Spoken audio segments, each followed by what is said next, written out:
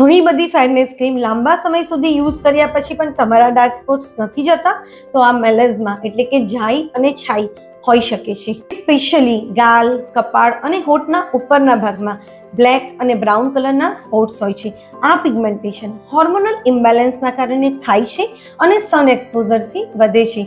લેડીઝમાં આ વધુ પ્રમાણમાં હોય છે, પ્રેગ્નન્સી પછી અને ઓરલ કોન્ટ્રાસેપ્ટિવ પિલ્સથી થાય છે. આ ડાર્ક સ્પોટ્સ જલ્દી નથી જતા કારણ કે ઘણી બધી લેડીઝ લાંબા સમય સુધી માર્કેટમાં મળતી સ્ટેરોઇડ બેઝ ફેરનેસ ક્રીમ લગાવ્યા કરે છે, જે સ્કિનને ખરાબ અને સેન્સિટિવ કરે છે. મેલેઝમાને કમ્પ્લીટલી મટાડી નથી શકાતું, પરંતુ હા, મેડિકલ ગ્રેડ ટ્રીટમેન્ટથી અને ઘણા ખરા અંશે કંટ્રોલ કરી શકાય છે. ડૉક્ટરના પ્રોપર કન્સલ્ટેશન પછી મેડિકલ ગ્રેડ ક્રીમ્સ, સનસ્ક્રીન અને મેડિકલ ટ્રીટમેન્ટ, કેમિકલ પીલ જેવી મેડિકલ ગ્રેડ ટ્રીટમેન્ટ સ્ટાર્ટ કરવાથી આપણે આને કંટ્રોલ કરી શકીએ છીએ. પરંતુ હા, જો સનસ્ક્રીન રૂટીનમાં યુઝ નથી કરતા તો આ બધી જ ટ્રીટમેન્ટ વેસ્ટ છે.